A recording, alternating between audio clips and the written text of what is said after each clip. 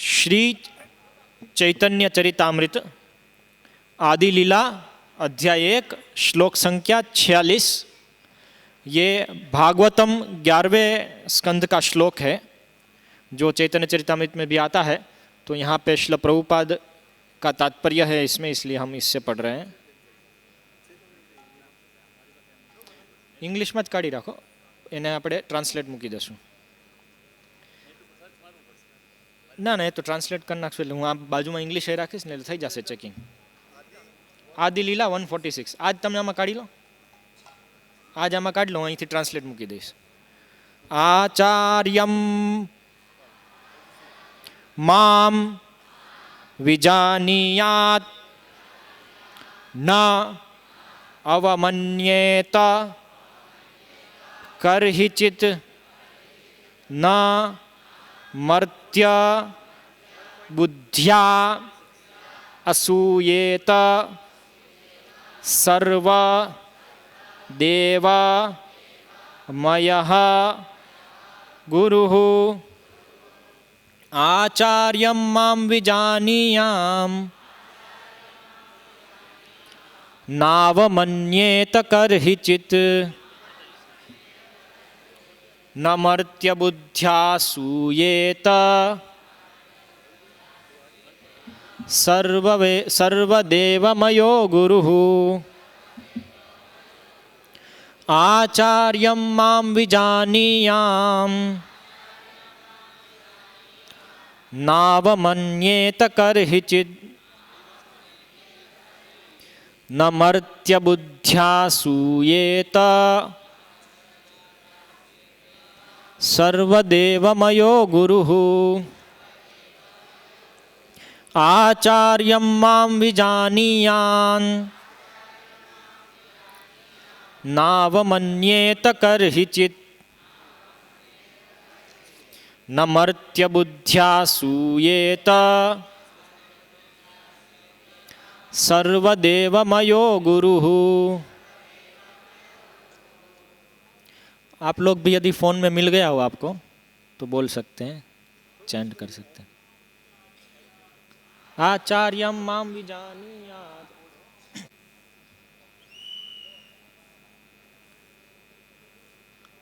अनुवाद एवं तात्पर्य कृष्ण कृपा मूर्ति श्री श्रीमद अभय चरणारविंद भक्ति वेदांत स्वामी श्रील प्रभुपाद इस्कॉन के संस्थापक आचार्य के द्वारा।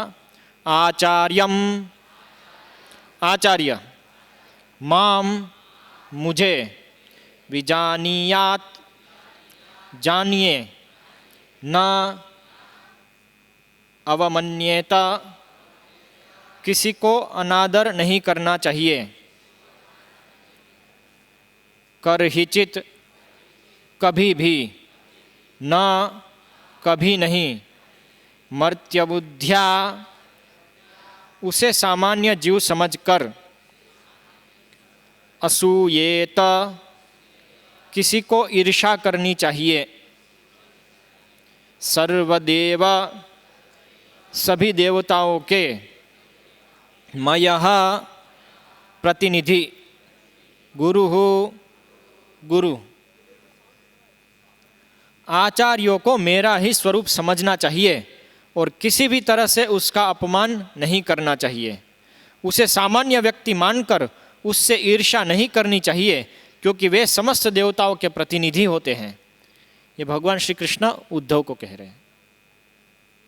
तात्पर्य, यह श्लोक श्रीमद् भागवत 11, 17, 27 से लिया गया है, जिसे भगवान कृष्ण ने उद्धव द्वारा चारों वर्णाश्रमों के विषय में पूछे गए प्रश्न के उत्तर में कहा था। भगवान विशेष रूप से यह शिक्षा दे रहे थे कि गुरु के संरक्षण में एक ब्रह्मचारी को किस प्रकार आचरण करना चाहिए। गुरु अपने शिष्यों द्वारा दी जाने वाली सुविधाओं का भोक्ता नहीं है, वह तो माता पिता के तुल्य होता है। जिस प्रकार बच्चा माता पिता की सावधानी पूर्वक देखरेख के बिना बड़ा नहीं हो सकता, उसी तरह गुरु की देखरेख के बिना कोई दिव्य सेवा के स्तर तक ऊपर नहीं उठ सकता। गुरु आचार्य भी कहलाता है, अर्थात वह आध्यात्मिक विज्ञान का दिव्य प्राचार्य या प्रोफेसर होता है। मनु संहिता 2:140 में आचार्य के कर्तव्यों की व्याख्या की हुई है, जिसमें बतलाया गया है कि प्रामाणिक गुरु शिष्यों का भार अपने ऊपर लेता है, गूढ़ से गूढ़ वैदिक ज्ञान की शिक्षा देता है और उनको दूसरा जन्म देता है।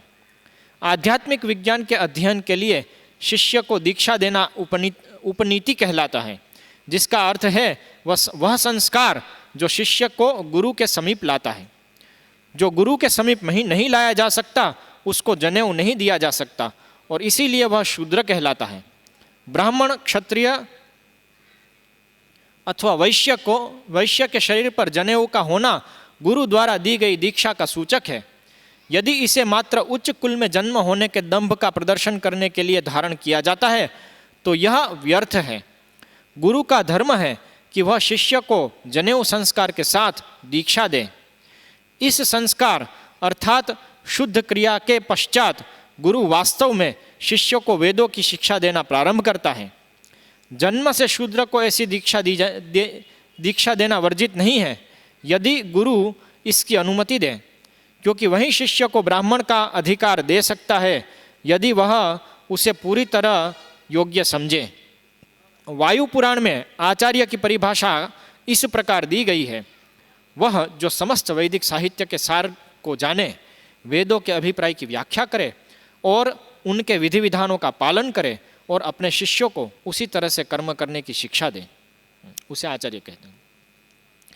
केवल असीम कृपावश ही भगवान गुरु के रूप में प्रकट होते हैं, अतएव आचार्य के आचरण में भगवान की दिव्य प्रेमा भक्ति के अतिरिक्त अन्य कामों का कोई स्थान नहीं है। वे परम सेवक भगवान होते हैं। ऐसे सुस्थिर भक्त की शरण ग्रहण करना श्रेयस्कर है जो आश्रय विग्रह अर्थात शरण लेने योग्य ईश्वर का प्राकट्य कहलाते हैं। यदि कोई अपने आप को आचार्य के रूप में प्रस्तुत करता है किंतु उसमें भगवान के लिए सेवा का भाव नहीं होता तो उसे अपराधी समझना चाहिए। उसकी यह अपराधी प्रवृत्ति उसे आचार्य बनने के लिए अयोग्य बनाती है। प्रामाणिक गुरु सदैव पूर्ण पुरुषोत्तम भगवान की अनन्य भक्ति में रत रहता है। इसी के बल पर वह भगवान का प्रत्यक्ष प्राकट्य तथा श्री नित्यानंद प्रभु के प्रामाणिक प्रतिनिधि के रूप में जाना जाता है। ऐसा गुरु आचार्य देव कहलाता है। भौतिक लोग ईर्ष्यालु स्वभाव होने तथा इंद्रिय तृप्ति की प्रवृत्ति से असंतुष्ट रहने के कारण प्रामाणिक आचार्य की आलोचना करते हैं, किंतु वस्तुतः प्रामाणिक आचार्य भगवान से अभिन्न होता है। अतएव ऐसे आचार्य से ईर्ष्या करने का अर्थ है स्वयं भगवान से ईर्ष्या करना। इससे दिव्य साक्षात्कार पर प्रतिकूल प्रभाव पड़ेगा। जैसा कि पहले कहा जा चुका है, शिष्य को सदैव गुरु को श्री कृष्ण का स्वरूप जानकर उसका सम्मान करना चाहिए, किंतु साथ ही उसे सदा स्मरण रखना होगा कि गुरु को भगवान की दिव्य लीलाओं की नकल करने का अधिकार नहीं प्राप्त है। छद्म गुरु अपने आप को सभी तरह से श्री कृष्ण के समकक्ष दिखाकर अपने शिष्यों की भावनाओं का दुरुपयोग करते हैं, किंतु ऐसे निर्विशेषवादी अपने शिष्यों को केवल पथभ्रष्ट ही कर सकते हैं, क्योंकि उनका चरम उद्देश्य तो भगवान में लीन होना होता है। यह भक्ति संप्रदाय के सिद्धांतों के विरुद्ध है। वास्तविक वैदिक दर्शन तो अचिंत्य भेदाभेद तत्व है, जो यह स्थापित करता है कि हर वस्तु भगवान से एक होकर भी भिन्न होती है। श्रील रघुनाथ दास गोस्वामी पुष्टि करते हैं कि प्रामाणिक गुरु का वास्तविक पद यही है। उनके अनुसार गुरु को मुकुंद या श्री कृष्ण के साथ उसके घनिष्ठ संबंध के संदर्भ में देखना चाहिए। श्रील जीव गोस्वामी ने अपने भक्ति संदर्भ 213 में स्पष्ट बतलाया है कि एक शुद्ध भक्त का गुरु तथा शिवजी को भगवान जैसा ही मानना यह सूचित करता है कि वे भगवान को अत्यंत प्रिय है, किंतु इसका अर्थ यह नहीं है कि वे सभी दृष्टि से भगवान के तुल्य हैं। श्रील रघुनाथ दास गोस्वामी तथा श्रील जीव गोस्वामी के पद चिन्हों पर चलते हुए श्रील विश्वनाथ चक्रवर्ती ठाकुर जैसे बाद के आचार्यों ने इसी सत्य की पुष्टि की है।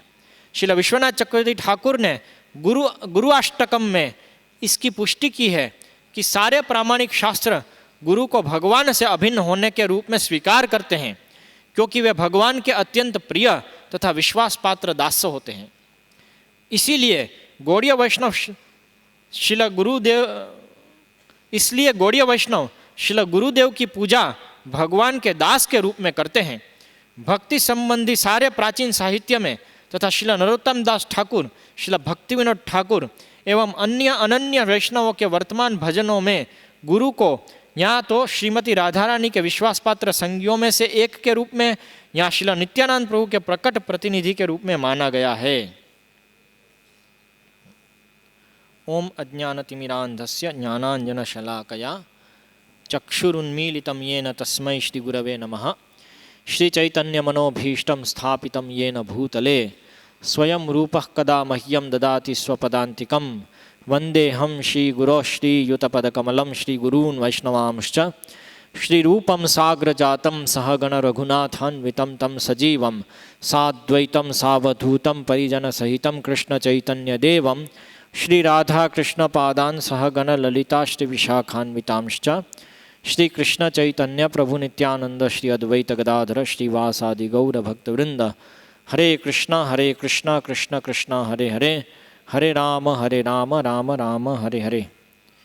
ये फ़ोन ले सकते हैं इसका भी, और ये राजेश प्रभु को दे सकते हैं फ़ोन वापस, उनके फ़ोन आते रहेंगे।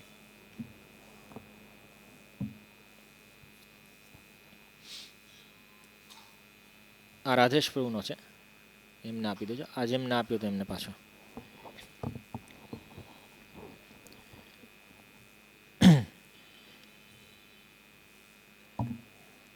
सब अपने फ़ोन साइलेंट में कर दे।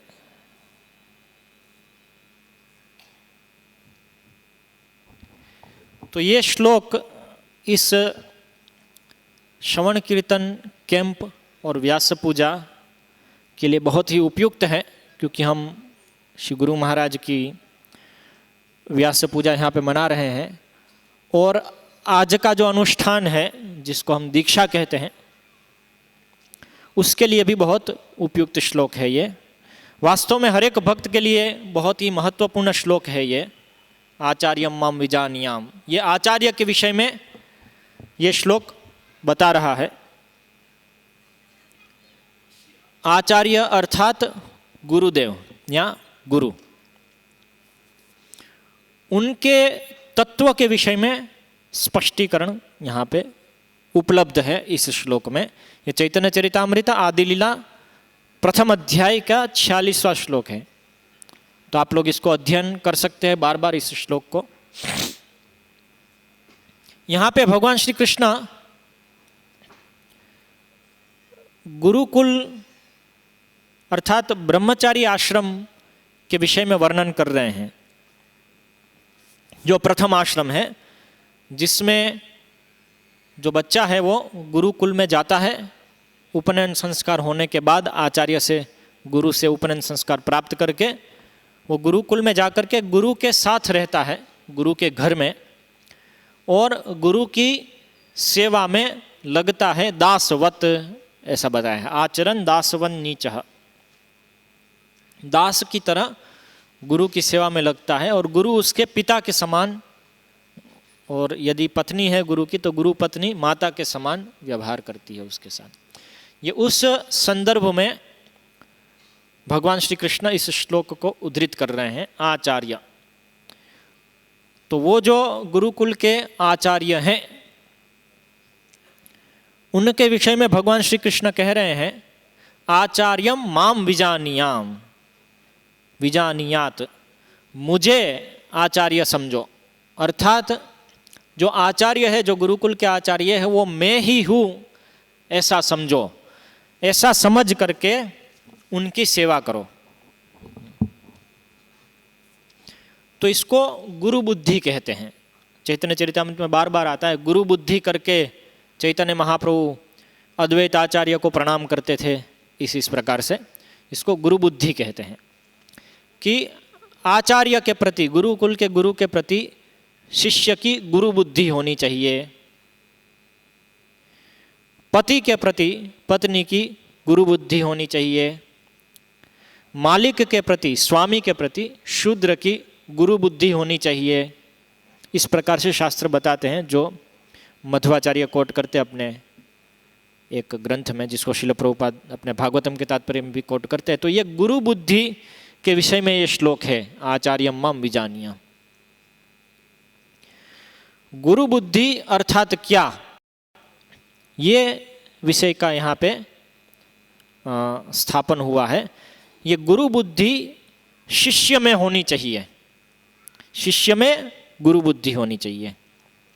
और गुरु में मैं भगवान का प्रतिनिधि हूँ, इस प्रकार की भगवत बुद्धि होनी चाहिए। तो इसलिए प्रथम हम शिष्य में जो गुरु बुद्धि होनी चाहिए उसके विषय में चर्चा करेंगे, क्योंकि वो हमारे लिए बहुत ही महत्वपूर्ण है, क्योंकि हम सब शिष्य हैं या शिष्य बनना चाहते हैं। दीक्षित हो चाहे अदीक्षित हो, लेकिन सब शिष्य बनना चाहते हैं। इसलिए जो शिष्य बनना चाहता है, जिसकी अपेक्षा है, या तो क्या बोलते हैं, इंस्पायर, जो शिष्य बनने की कामना करता है, उसके लिए इस श्लोक से शिक्षा प्राप्त करना संभव रहेगा। और जो गुरु बनने की कामना करता है वो इस श्लोक को उल्टी तरह से देखेगा। इसलिए हम यहाँ पे अभी जो गुरु नहीं शिष्य बनने की कामना करते हैं, उस दृष्टि से हम इस श्लोक को देखने का प्रयास करेंगे। तो यहाँ पे जो गुरु तत्व है उनके प्रति हमारी बुद्धि कैसी होनी चाहिए, जिसको गुरु बुद्धि कहते हैं, इस विषय में वर्णन हुआ है। तो पहला पॉइंट तो इसमें यह है कि ये जो गुरु की बात कर रहे हैं भगवान श्री कृष्ण, वो कोई ऐसे गुरु की बात नहीं कर रहे हैं जो सीधा भगवत धाम से श्रील प्रभुपाद की तरह आए हुए हैं। मात्र उसी गुरु की बात नहीं कर रहे हैं यहाँ पे।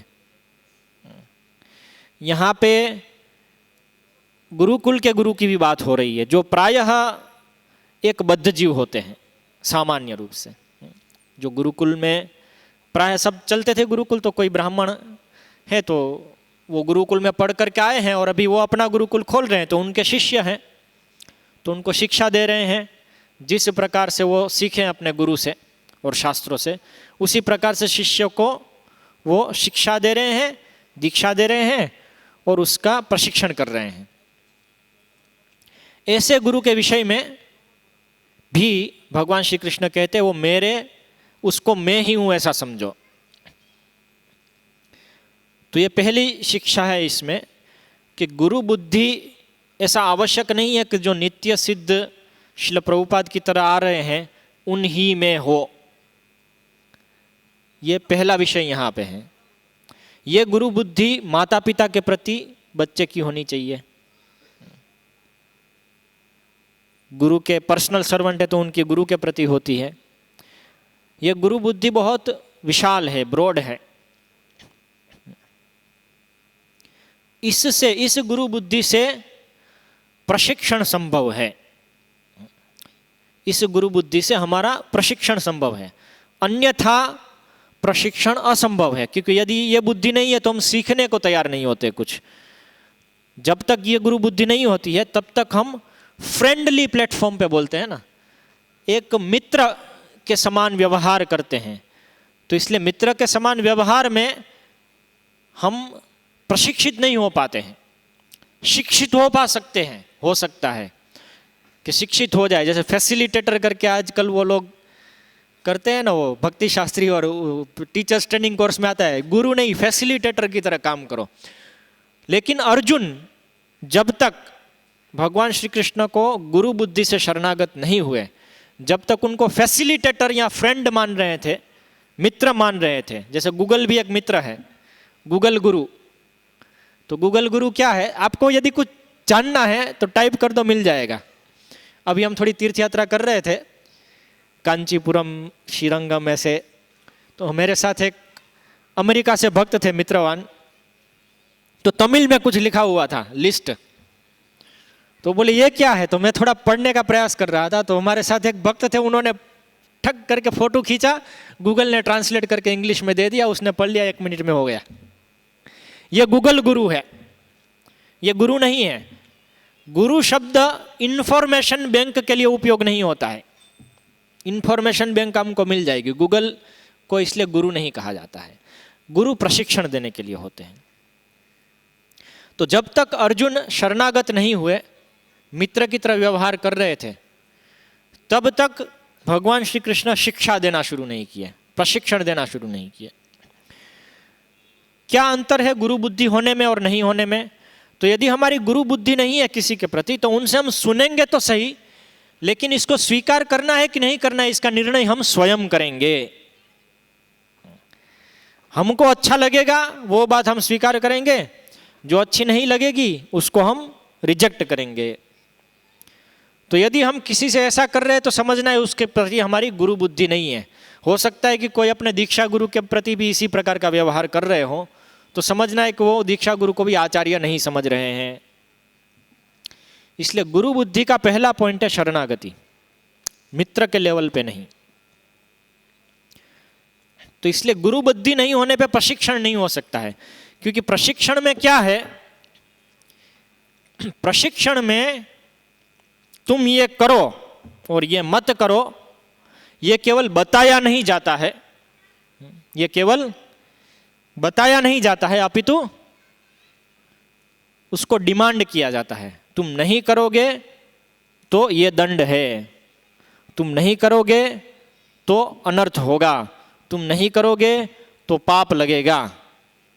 इस तरह से भय है, वो डिमांड करते, उसकी मांग होती है गुरु के द्वारा कि तुम मेरे शिष्य बने हो, तुमको ये करना ही होगा।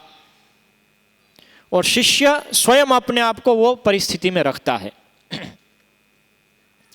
यह है गुरु शिष्य का संबंध, यह गुरु बुद्धि से होता है,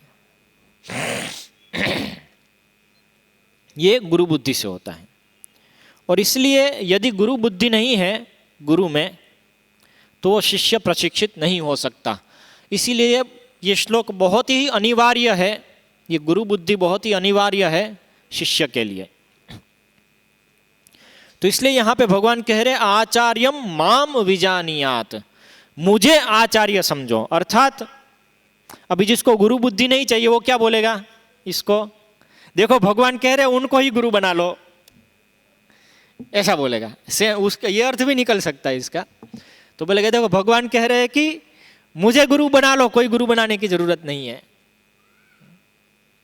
लेकिन यदि सीक्वेंस में देखें क्या श्लोक आ रहे हैं तो वो नहीं है। और यदि कैसे गुरुकुल चलती थी वो सब देखे तो ऐसा नहीं है कि कृष्ण कोई सब गुरु मान करके कृष्ण के मूर्ति के सामने बैठ करके अभी वेद पढ़ेंगे, ऐसा नहीं होता था। इसलिए गुरु बुद्धि नहीं लेनी है। वो लोग इस प्रकार का मैं गुरु, भगवान को ही गुरु मान लिया, प्रभुपाद को ही गुरु मान लिया, इस प्रकार का करके दीक्षा नहीं लेना चाहेंगे। तो ऐसे कपटी लोगों की बात हम नहीं कर रहे, हम यहाँ पे जो शिष्य बनने की कामना करते हैं उनकी बात कर रहे वास्तविक। तो भगवान कह रहे गुरु को मेरा प्रतिनिधि मानो, आचार्य माम विजानियात। तो अभी गुरु की तरफ से वो प्रतिनिधित्व क्या है वो जाने, क्योंकि आचार्य शब्द का अर्थ क्या है, ये श्लोक में आचार्य शब्द का अर्थ व्याख्या नहीं बताई है। आचार्य शब्द की जो व्याख्या है वो वायु पुराण में प्राप्त होती है। आचिनोति या शास्त्रार्थम आचार्य स्थापयत्यपि स्वयं आचरते यस्मात् आचार्यस्तेन कीर्तितः। कि जो ये 3 लक्षण बताए हैं आचार्य के, कि जिससे कोई व्यक्ति आचार्य के रूप में जाना जाता है, तो उसमें प्रथम लक्षण है आचिनोति या शास्त्रार्थम। शास्त्र के वास्तविक अर्थ को जो समझकर उसको चयन करता है कि ये अर्थ अभी ये समाज में लागू होना चाहिए, मेरे शिष्य वृंद में लागू होना चाहिए, इस शास्त्र के अर्थ को समझता है वो, ये उसका पहला लक्षण है आचिनोति शास्त्रार्थम। दूसरा लक्षण है आचार्य स्थापयत्यपि, आचरण में स्थापित करता है। किसके आचरण में? अपने शिष्यों के आचरण में। जिनको वो प्रशिक्षण दे रहा है उनके आचरण में वो स्थापित करता है, अर्थात वो निश्चित करता है कि ये लोग इस प्रकार से कार्य करें जिस प्रकार से यहाँ पे शास्त्रार्थ में बताया गया है। तो शास्त्र के अर्थ को समझ करके अपने शिष्यों के पास उसको पालन करवाता है। यहाँ पे शास्त्रार्थम मतलब गुरु साधु शास्त्रार्थम। अपने शिष्यों के पास जो पालन करवाता है उसके लिए व्यवस्थापन करता है, उसके प्रशिक्षण के लिए व्यवस्थापन करता है। ये उसका दूसरा लक्षण है। वो ये नहीं सोचता है कि हाँ ठीक है ना, अभी शिष्यों को मैं सत्य बताऊंगा तो वो भाग जाएगा, इसलिए नहीं भी पालन कर रहा है तो चलेगा, मैं तो बहुत कृपालु हूँ, भगवान बहुत कृपालु है तो चल जाएगा। ऐसा यदि कोई करता है तो वो आचार्य नहीं है। आचार्य अपने शिष्य के पास पालन करवाता है, उसकी स्थिति के अनुसार उसको ऊपर लेके आता है, उसकी व्यवस्था करता है कि अपना शिष्य जो भी स्थिति में है वहाँ से वो एक एक करके ऊपर आए। और इसके लिए वो तर्जन ताड़न इत्यादि सभी उपायों को उपयोग करता है। इसलिए उसकी वाणी बहुत कठोर हो सकती है। गुरु इसलिए उसको बताया जाता है। गुरु मतलब भारी, गुरु मतलब हल्का नहीं। ये उसका दूसरा लक्षण है आचार्य का, कि वो अपने शिष्यों के पास उसको पालन करवाता है। तीसरा लक्षण है आचार्य स्थापयत्यपि स्वयं आचरते यस्मात्, और स्वयं भी उसको आचरण में लाता है।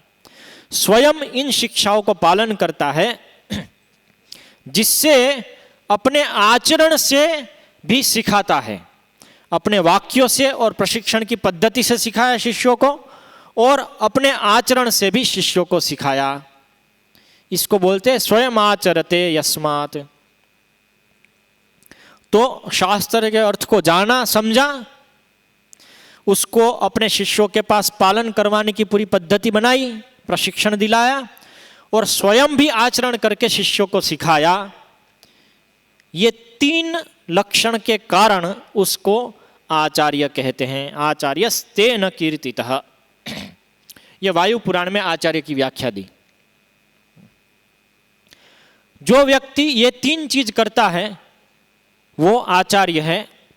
या तो इसको इस प्रकार से लें कि जिनको आचार्य पद प्राप्त हुआ है, अर्थात किसी भी क्षमता में प्रशिक्षण देने की पद प्राप्त हुआ है, उसको आचार्य पद कहेंगे। तो उसको ये तीन लक्षण प्राप्त करने हैं, या उसमें ये तीन लक्षण उसको प्रदर्शित करने हैं, उसमें होने चाहिए ये तीन लक्षण। चाहे वो पद हो सकता है कि एक प्रचारक का पद हो, जैसे ब्रह्मचारी गण भी प्रचार करते हैं, प्रवचन इत्यादि देते हैं और पूरी यात्रा को लेकर के चलते हैं अलग अलग मंदिरों में, तो उनका आचार्य का पद है। वो प्रतिनिधित्व कर रहे हैं आचार्य का, उनके आचार्य का, उनके आचार्य का, ऐसा करके। तो इसलिए उनको भी ये तीन लक्षण प्रदर्शित करने हैं, उनमें ये तीन लक्षण होने चाहिए। शास्त्र के अर्थ को जानना और शिष्यों में उसको स्थापित करवाना। तो शास्त्र के अर्थ को जानना बहुत महत्वपूर्ण है, क्योंकि यदि शिष्यों में स्थापित करवाने प्रशिक्षण का एक भाग है कि जब वो स्थापित करने में जो वो लोग समझ नहीं पाएंगे या संशय उत्पन्न होंगे तो उसका निरासन करना है, संशय दूर करना है।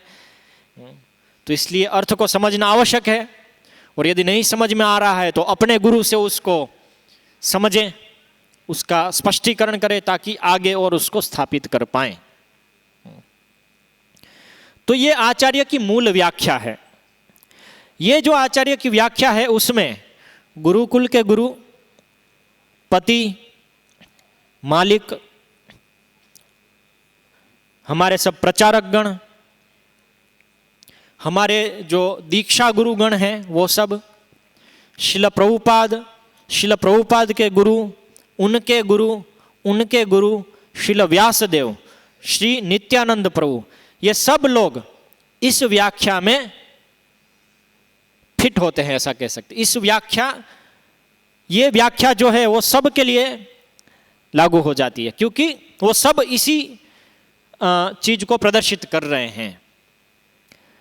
अभी इन सब की अलग अलग कोटि हो सकती है, अलग अलग लेवल हो सकता है इन सब गुरुओं का।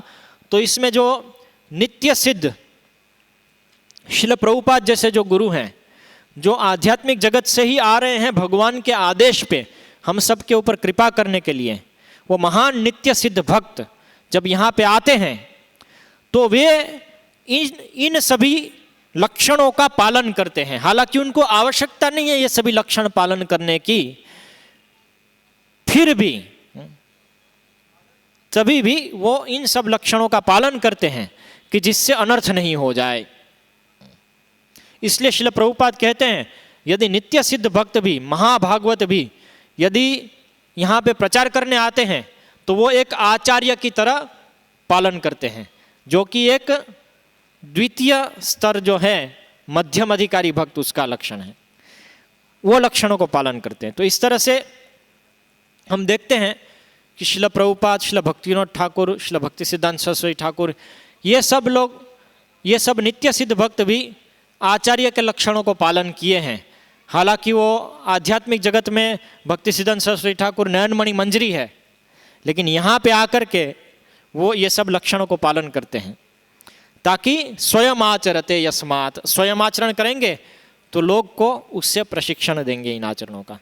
ये सब लक्षणों का भी पालन करते हैं, इसलिए वे भी आचार्य हैं, वे आचार्य हैं। वास्तव में आचार्य नित्यानंद प्रभु हैं और उनसे फिर ये सब आचार्य हैं। किंतु इस व्याख्या में ऐसे भी आचार्य होंगे जो हो सकता है कि नित्य सिद्ध कैटेगरी के नहीं है, लेकिन जैसे गुरुकुल के गुरु है उस प्रकार से हैं, तो उनके प्रति भी गुरु बुद्धि होना आवश्यक है, क्योंकि तभी हम प्रशिक्षित हो पाएंगे।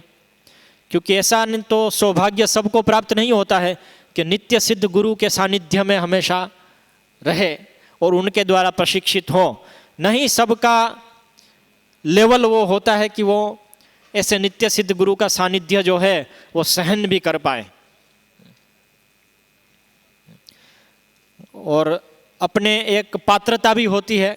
जैसे श्रील प्रभुपाद का संग तो मच्छर लोग भी किए होंगे, लेकिन मच्छर को उससे कोई लाभ प्राप्त नहीं होता है, क्योंकि जो संग है शिष्य का वो संबंध भौतिक सानिध्य से नहीं है कि आसपास आ गए तो हो गया। वो संबंध है सेवा का संबंध, वो संबंध है सेवा का संबंध। शिष्य गुरु की सेवा करता है और गुरु शिष्य को ज्ञान देता है, प्रशिक्षण देता है। ये परस्पर संबंध है। तो इसलिए ये संबंध में गुरु बुद्धि अनिवार्य है। सेवा संबंध में बाजू में जाट के तो कोई भी बैठ सकता है, उसमें आपको गुरु बुद्धि नहीं चाहिए, लेकिन यदि सेवा करनी है तो गुरु बुद्धि अनिवार्य है। क्योंकि जैसे ही सेवा करना शुरू करेंगे तो गुरु डांटेंगे। गुरु महाराज का एक प्रवचन है, एज सुन एज गुरु स्कॉल्ड्स नो मोर हरिबो, नो बोल जय गुरुदेव। जय गुरुदेव करते हैं, लेकिन जैसे गुरु डांटते हैं तो जय गुरुदेव बंद हो जाता है। क्यों? क्योंकि वो प्रशिक्षित होने को तैयार नहीं। जैसे सेवा करने को शुरू करते हैं तो गुरु डांटते हैं, फटकारते हैं। और गुरु के कर्तव्य में एक कर्तव्य है उनका कि शिष्य का यदि दोष नहीं भी हो तो भी दोष निकालना है, उसको निंदा कहते हैं। तो गुरु शिष्य की निंदा करेगा, वो उसका कर्तव्य है। यदि गुरु शिष्य की निंदा नहीं करता है तो शिष्य बिगड़ेगा। इसलिए शास्त्रों ने गुरु को कर्तव्य दिया है कि गुरु शिष्य की निंदा करो। याज्ञवल्क्य स्मृति में आता है कि किसी की निंदा नहीं करनी चाहिए, न निंदा ताड़ने कुर्यात पुत्रम शिष्यम तु ताड़येत। लेकिन पुत्र की और शिष्य की निंदा करनी चाहिए, उसको मारना चाहिए। ये याज्ञवल्क्य स्मृति में भी आता है। तो ये तो उसका कर्तव्य है। तो इससे होता क्या है, जो शिष्य है वो बैठ के सोचता है कि ये मुझे ऐसा बोल दिया, खुद तो कैसा है और मेरे बारे में ऐसा बोलता है, तो उसकी ईर्ष्या होने लगती है। तो होता क्या है, गुरु ने शिष्य का दोष ढूंढा तो शिष्य गुरु का दोष ढूंढना शुरू कर देता है। अंदर तो मन शुरू कर ही देता है कम से कम। जब तक डांटते नहीं थे तब तक जय गुरुदेव, लेकिन जब डांटना शुरू किए तो अभी हर एक जो एक्टिविटी है गुरु की वो देखना शुरू करेगा, अरे भाई यार कुछ गड़बड़ तो नहीं कर रहा है, कुछ गड़बड़ तो नहीं कर रहा है। कहीं भी कुछ थोड़ा सा दिखा तो पकड़ करके यस ये नित्य सिद्ध नहीं है, तो इसलिए मुझे इसकी डांट सुनने की जरूरत नहीं है। इसको बोला है यहाँ पे ये श्लोक में भगवान श्री कृष्ण ने असूया, ये ईर्षा है गुरु की।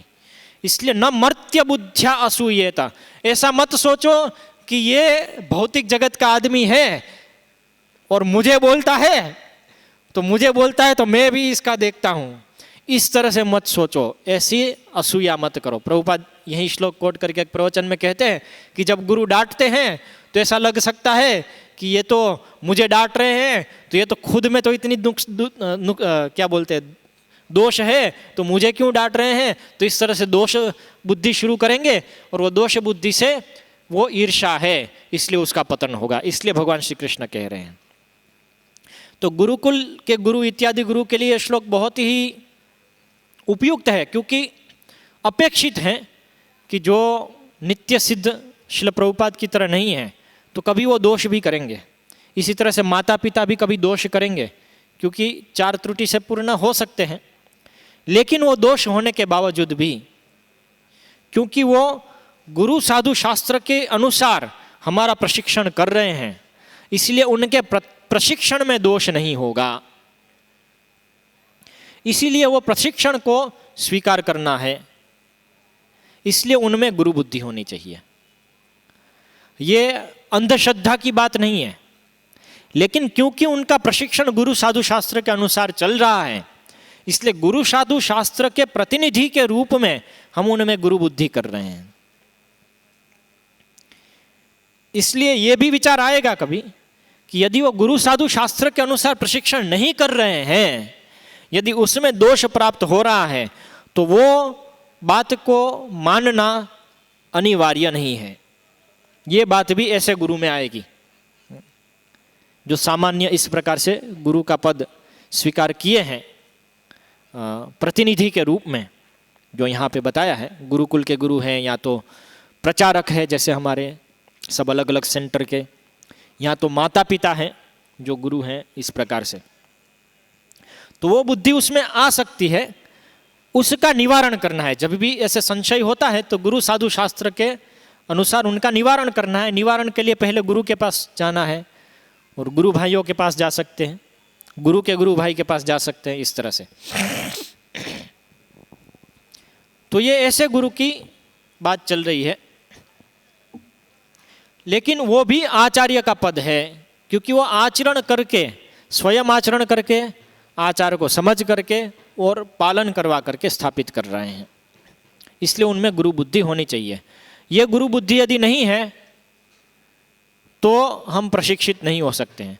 कभी कभी भक्तगण सोचते हैं कि हमने जिसमें गुरु बुद्धि की उन्होंने हमारा तो प्रशिक्षण किया, लेकिन फिर वो तो खुद अभी कुछ पालन नहीं करते हैं, या उनका पतन हो गया, जो भी कुछ है। तो इसलिए हम किसी में गुरु बुद्धि नहीं करेंगे। तो ये गलत विचार है, क्योंकि जब तक वो पतित नहीं हुए थे, जब तक वो पालन कर रहे थे, हमारे पास करवा रहे थे, तब तक वो प्रतिनिधि के रूप में थे, और उनसे सीख करके हमारा भी लाभ हो ही गया। अभी वो पतित हो गए हैं तो वो अभी प्रतिनिधि के रूप में नहीं है, तो उनका मान सम्मान हम अपने पूर्व गुरु के रूप में करना चाहिए हमेशा, किंतु प्रशिक्षण है वो हमको दूसरे व्यक्ति से लेना चाहिए। फिर जो अभी सही स्थिति में है उनमें गुरु बुद्धि करनी चाहिए। यदि हम ऐसा देख करके गुरु बुद्धि छोड़ देंगे कि किसी की गुरु बुद्धि नहीं करनी चाहिए, मैं तो अपने आप अभी सब कुछ करूंगा, तो होगा क्या कि हमारा भी पतन हो जाएगा, क्योंकि बिना गुरु बुद्धि प्रशिक्षण नहीं होगा, और बिना प्रशिक्षण भक्ति में प्रगति नहीं होगी। तो ये एक महत्वपूर्ण पॉइंट है जो समझना है आचार्य तत्व के विषय में, कि आचार्य तत्व केवल नित्य सिद्ध भक्तों में ही प्रकाशित नहीं होता है, किंतु उनके प्रतिनिधि रूप जो नित्यबद्ध भी है, जो साधक हैं, और जो एक स्तर पे आ गए हैं प्रशिक्षित हो करके ऐसे लोगों से, तो उनके द्वारा भी उनके प्रतिनिधि के रूप में हमको प्राप्त होता है प्रशिक्षण। तो ऐसे लोग भी आचार्य के रूप में गिने जाते हैं। अभी इनसे ऊपर और भी आचार्य के पद रहते हैं। जैसे दीक्षा गुरु का पद है तो वो काफी ऊपर है। दीक्षा गुरु से अपेक्षित है कि बहुत ही उच्च स्तर के आचार्य पद पे है वो। हो सकता है कि वे भी कुछ हद तक अभी भी बद्ध अवस्था में हो, ऐसा भी हो सकता है कभी। इसलिए ऐसा नहीं है कि सभी दीक्षा गुरु सभी समय में नित्य सिद्ध या साधन सिद्ध भक्त भी रहे हों, ऐसा जरूरी नहीं है। किंतु इनकी स्थिति काफी ऊपर रहती है, क्योंकि ये बहुत सारे आचार्यों को प्रशिक्षण दे रहे हैं और उनके माध्यम से बहुत सारे लोगों को प्रशिक्षण दिलवा रहे हैं। इसलिए इनकी जो स्थिति है वो काफी ऊपर है। ऐसे गुरु प्रायः शुद्ध भक्त ही माने जाते हैं। शुद्ध भक्त अर्थात सिद्ध भक्त। प्रायः उनको आदेश प्राप्त हुआ है उनके गुरु से, उनकी स्थिति देख करके, कि वे शिष्य के पापों को स्वीकार करते हैं। ये एक विशेष स्थिति है उनकी। जैसे भगवान कहते हैं अहम त्वा सर्व पापेभ्यो मोक्षयिष्यामि, मैं आपको सभी पापों से मुक्त कर दूंगा। मां शुचः, चिंता मत करो, मेरी शरण में आओ। सही? तो वो भगवान हमको सभी पापों से मुक्त करते हैं दीक्षा गुरु के माध्यम से। हम त्वा सर्व पापेभ्यो मोक्षयिष्यामि। बिना दीक्षा गुरु पापों से क्षय नहीं होता है। वो सब पाप ग्रहण कर लेते हैं, एब्जॉर्ब कर लेते हैं। उनकी करुणा का स्तर ये है, उनकी करुणा का स्तर ये है। तो इसलिए बहुत सरल वस्तु नहीं है दीक्षा गुरु बनना।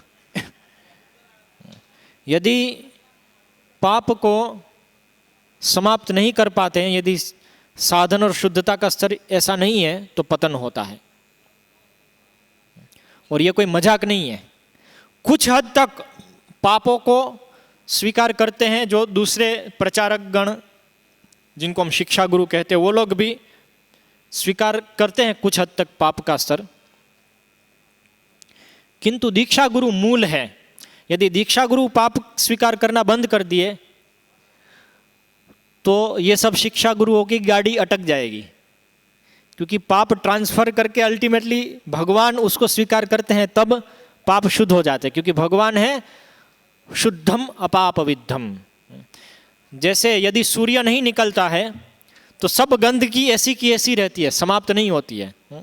हो सकता है कि सब व्यवस्था है कि हम डस्टबिन में चीज़ें डालें, गवर्नमेंट आकर के ले जा रही है, कहीं लगा रही है, लेकिन अल्टीमेटली वो सब जा करके सूर्य जब उसके ऊपर पड़ता है तब वो शुद्ध होता है। तो यदि सूर्य नहीं निकलता है तो सब अशुद्धि फैली रहती है हमेशा, और जल्द ही बीमारी का कारण बनती है। तो इसी प्रकार से भगवान सूर्य सम है और बाकी सब उनके प्रतिनिधि ये सब पापों को ले करके भगवान के पास ले जा करके उसको समाप्त करते हैं। ये विधि है, इस पद्धति से चलता है ये। इसलिए जो दीक्षा गुरु है ये इसमें ऊपर है। ये पाप को स्वीकार करके जलाते हैं। ताकि क्यों पाप को स्वीकार करके जलाते हैं? क्योंकि पाप वृत्ति जो है वो हृदय में कृष्ण भावनामृत को स्फुरित नहीं होने देती। क्योंकि पाप वृत्ति है वो इंद्रिय तृप्ति की तरफ हमारा आकर्षण बढ़ाती रहती है, बढ़ाती रहती है, बढ़ाती रहती है। अनैतिक इंद्रिय तृप्ति की तरफ आकर्षण बढ़ाती रहती है, बढ़ाती रहती है, आदमी को विवश करके रख देती है। इसलिए वो इंद्रिय तृप्ति में लगा रहता है आदमी, और भगवत भक्ति में नहीं लग पाता है।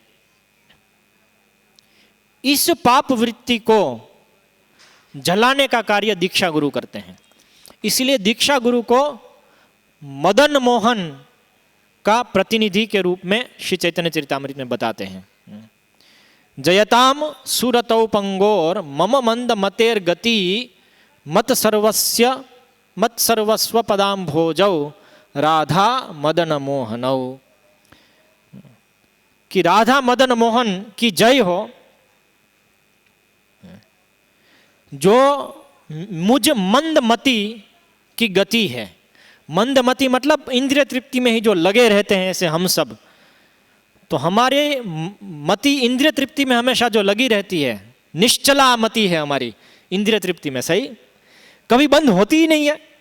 जैसे गंगा स्वाभाविक रूप से समुद्र की तरफ जाती है, उसी प्रकार से हमारी मति स्वाभाविक रूप से इंद्रिय तृप्ति की तरफ प्रवाहित होती रहती है, उसको रोक नहीं पाते। डैम भी बनाते हैं तो डैम के ऊपर से ओवरफ्लो होकर चली जाती है, सही। ऐसी मति है हमारी इंद्रिय तृप्ति की तरफ, निश्चला मति बोलते हैं उसको उसका चलन बंद नहीं कर सकते हैं। ऐसी जो हमारी मति है उसको मंदमति कहते हैं। उसकी एकमात्र जो गति है वो राधा मदन मोहन है, क्योंकि मदन मोहन मदन को नष्ट करते हैं। मदन है काम वासना का के देवता। मदन से सभी काम वासनाएं आती हैं, उनके तीरों से। हमारी इच्छा है काम वासना की, इसलिए मदन तीर मारते हैं और उससे हम मोहित होते हैं। तो मदन को मोहन करने वाले भगवान श्री कृष्ण स्वयं है, इसलिए उनका नाम मदन मोहन है। और उनके प्रतिनिधि दीक्षा गुरु हैं, इसलिए दीक्षा गुरु हमारे मदन का दहन करते हैं, इसलिए वो उनके प्रतिनिधि हैं। ये दीक्षा गुरु का स्थिति है। जबकि हमने जो आचार्य की बात की अभी, जो गुरुकुल के गुरु या प्रशिक्षण देने वाले इत्यादि की बात है, वो राधा गोविंद के प्रतिनिधि हैं, जो शिक्षा गुरु के रूप में जाने जाते हैं। इसलिए बताया है। दूसरा श्लोक क्या है, फिर जयताम सुरतौ के बाद, दिव्यद वृंदारण्य कल्पद्रुमाध श्रीमद रत्नागार सिंहासनस्थौ श्रीमद राधा श्रील गोविंद देवो प्रेष्ठाली भी सेव्यमानौ स्मरामि। के निकुंज में, व्रज में हीरे जवाहरातों का बना हुआ सिंहासन है, उसके ऊपर राधा गोविंद स्थित है और उनकी सेवा में लगे हुए हैं श्रील गुरुदेव। श्रीमद रत्नागार सिंहासनस्थौ श्रीमद राधा श्रील गोविंद देवो प्रेष्ठाली भी सेव्यमानौ। तो वो जो राधा गोविंद की प्रेष्ठ सखियां इत्यादि सब सेविकाएं हैं, उनकी सेवा में जो लगे हुए हैं वो गुरुदेव हैं, उनके द्वारा भगवान सेवित हैं। तो वो हमको सेवा में लगाते हैं शिक्षा गुरुगण, इसलिए वो उनका प्रतिनिधित्व करते हैं, राधा गोविंद का। और हृदय में जो परमात्मा है वो हमारे समक्ष शिक्षा गुरु के रूप में प्रकट होते हैं, क्योंकि परमात्मा हमेशा हमारे साथ रहते हैं, उसी प्रकार से शिक्षा गुरु भी हमेशा हमारे साथ रहते हैं, हमारे हृदय जानते हैं और उससे ये करो ये मत करो, इस प्रकार से जैसे अन्यथा जो परमात्मा हमको निर्देश देते हैं, उसी प्रकार से वो परमात्मा बाहर आकर के शिक्षा गुरु के रूप में निर्देश देते हैं, ये करो ये मत करो। इसलिए शिक्षा गुरु परमात्मा और राधा गोविंद के प्रतिनिधि है। तो इस तरह से ये दीक्षा गुरु बहुत ही उच्च स्तर पे इस प्रकार से होते हैं। प्रायः उनको नित्य सिद्ध स्तर पे या तो साधन सिद्ध स्तर पे होना चाहिए। या कभी कभी इस प्रकार के यदि गुरु नहीं प्राप्त होते हैं, तब भी जो उच्च स्तर साधना के उच्च स्तर में, अर्थात वैदिक भक्ति के उत्तम अधिकारी स्तर पे जो होते हैं, जिनके लक्षण प्राप्त हैं शास्त्रों में, पंचरात्र शास्त्रों में भी ये सब लक्षण प्राप्त है, 70-70 लक्षण हैं उनके, उससे जो लक्षणान्वित हैं, तो वे गुरु के पद को इस प्रकार से स्वीकार जो करते हैं, तो उनकी व्यास पूजा होती है, वो व्यास के सीधे प्रतिनिधि के रूप में प्राप्त है हमको। तो व्यास पूजा हम यहाँ पे इन दिनों में मनाने जा रहे हैं। तो हमारे परम पूज्य गुरु महाराज ओम विष्णुपाद अष्टोत्तर शत श्री श्रीमद श्रील भक्ति विकास स्वामी, इनकी व्यास पूजा हम मनाने जा रहे हैं। तो इनका स्तर काफ़ी उच्च है और इनके स्तर के विषय में तो सब भक्त लोग कितना भी गुणगान करें बहुत ही कम है। वो जो गुणगान के सत्र होंगे उसमें उनका गुणगान होगा। मैं तो केवल इतना ही कह सकता हूँ कि वे जो भी कुछ बोलते हैं वो सत्य होता है, सत्य स्थापित होता है। और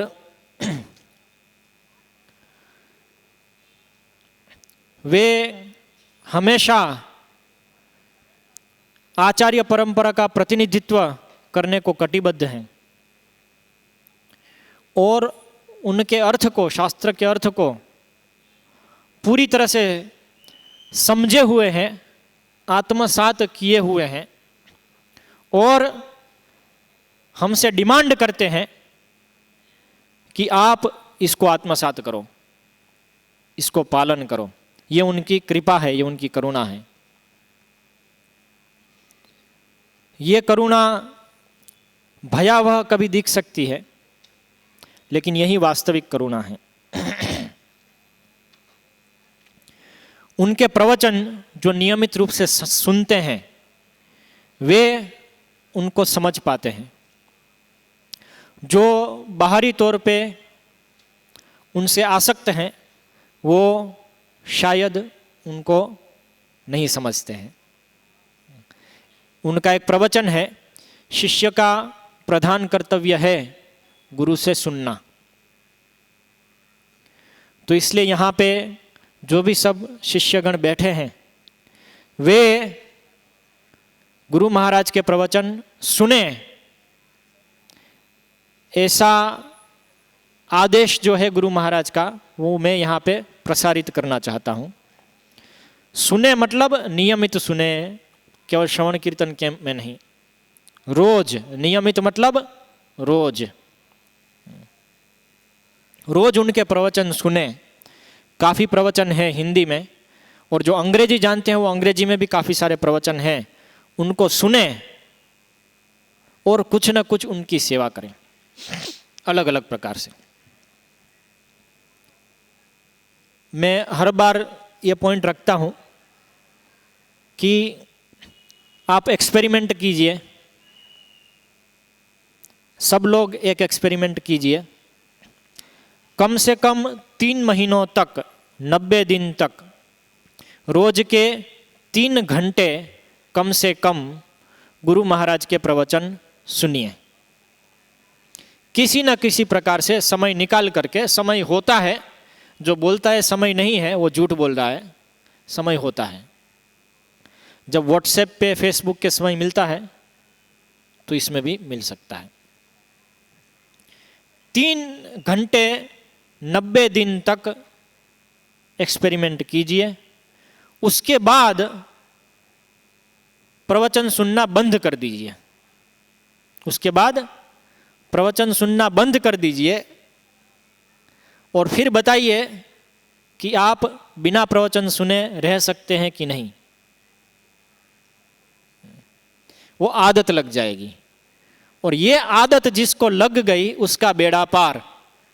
वो चाहे कितना भी पतित क्यों नहीं हो जाए, ये आदत यदि नहीं छूटती है तो वो वापस भक्ति में आ जाएगा, कितना भी पतित हो गया तो भी। क्योंकि इधर से शुरू होता है, कान से शुरू होता है, श्रुतेक्षित पंथः। तो इसलिए ये आदत लगा लेनी चाहिए। जैसे लोगों को आदत होती है अखबार पढ़े बिना प्रेशर नहीं आता है, उसी प्रकार से महाराज के प्रवचन सुने बिना प्रेशर नहीं आना चाहिए। वो दवाई हो जानी चाहिए ऐसे फिर जाएंगे कहाँ? क्योंकि प्रेशर नहीं आएगा तो खा नहीं सकते तो जा नहीं सकते, तो क्या करेंगे? तो सुनेंगे ही सुनेंगे। तो जैसे अखबार की आदत लगती है, जैसे व्हाट्सएप की आदत लगती है, जैसे फेसबुक की आदत लगती है, ऐसे गुरु महाराज का प्रवचन सुनने की आदत लगनी चाहिए।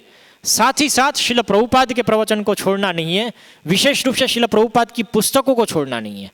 पुस्तकें रोज पढ़नी है, पुस्तकों में ऐसी आदत लगनी चाहिए। तो ये आदत लगाओ, फिर आप ये सब भी समझ सकते हो कि गुरु बुद्धि क्या है, गुरु क्या है, गुरु के अलग अलग स्तर क्या है, और प्रशिक्षण क्या है, और कैसे होना चाहिए। और ये भी समझ सकते हैं कि हम जो कर रहे हैं उससे हमारी प्रगति हो रही है कि नहीं हो रही। कई बार भक्त लोग प्रश्न करते हैं कि प्रभु जी हम भक्ति तो कर रहे हैं, लेकिन पता कैसे चलेगा कि गुरु या तो भगवान प्रसन्न होते हैं कि नहीं होते हैं? इसका मतलब हम समझ जाते हैं कि पढ़ नहीं रहा है। क्योंकि यदि पढ़ रहा है, यदि फिलोसफी समझ रहा है, तो ये प्रश्न नहीं होगा। क्योंकि यदि ये समझ रहा है, यदि वो पढ़ रहा है, सुन रहा है, तो होगा क्या कि उसको समझ में आने लगेगा मैं जो काम कर रहा हूं वो सही है कि गलत है, आचार्य के अनुसार है कि नहीं है। तब उसको संशय नहीं रहेगा। संशय नहीं रहेगा तो वो आश्वस्त रहेगा कि मैंने जो किया इससे गुरु संतुष्ट होंगे। लेकिन यदि वो सुन नहीं रहा है, पढ़ नहीं रहा है, तो वो जो काम कर रहा है उसको संशय रहेगा, पता नहीं इससे सही है कि गलत है, ठीक हो भी रहा है कि नहीं हो रहा है, अज्ञान में रहेगा। उसके कारण उसको हमेशा संशय रहेगा, मैंने ये किया तो सही, पता नहीं गुरु महाराज आके बोल देंगे कि तुमने ये क्या कर दिया। सही। तो इसलिए बहुत आवश्यक है गुरु महाराज के प्रवचन सुनिए और प्रभुपाद की पुस्तकें पढ़िए, बार बार रोज। ऐसा करने की आदत लगाइए।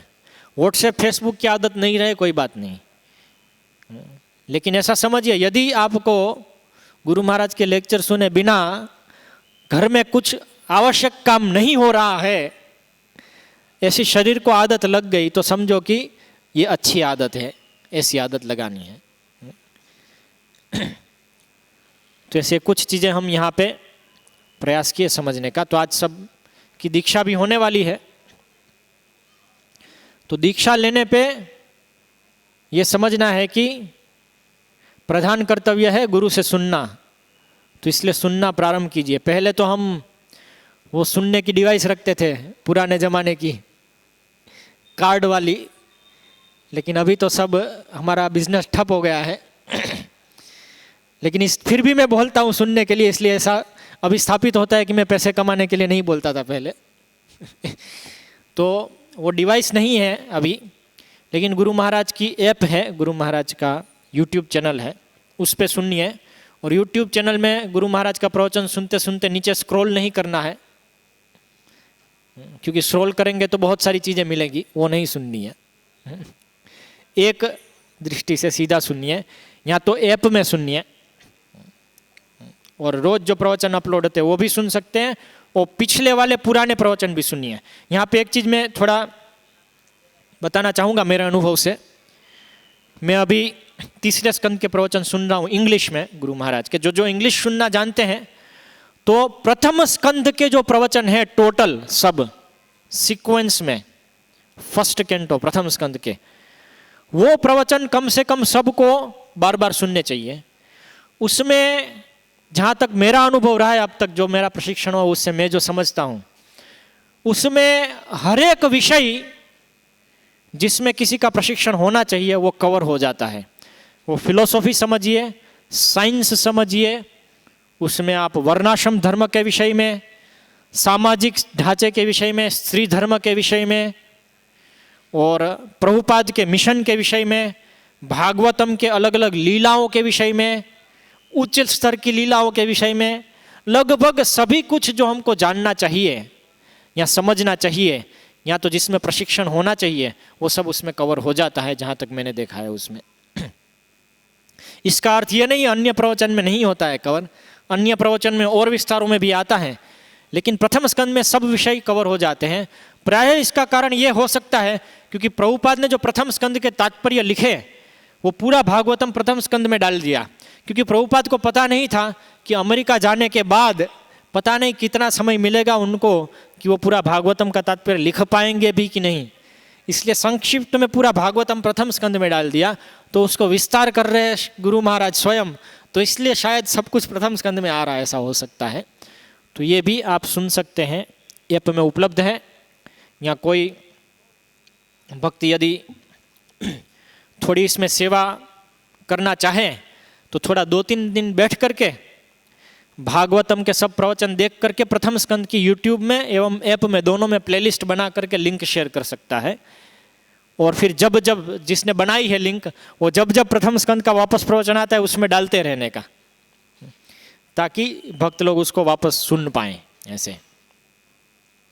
तो ऐसा करके रख सकते हैं, बहुत ही अच्छे प्रवचन है उसमें। ये इंग्लिश में है, हिंदी में भी इसी प्रकार से आप लोग भागवतम के प्रवचन भी सुन सकते हैं, ऐसे सीक्वेंस में सुने तो अच्छा रहेगा।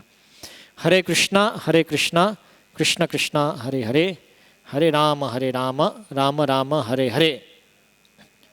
श्रील प्रभुपाद की जय, श्रील गुरु महाराज की व्यास पूजा महोत्सव की जय, श्री गुरु महाराज की जय। गौर प्रेमानंदे हरि हरि।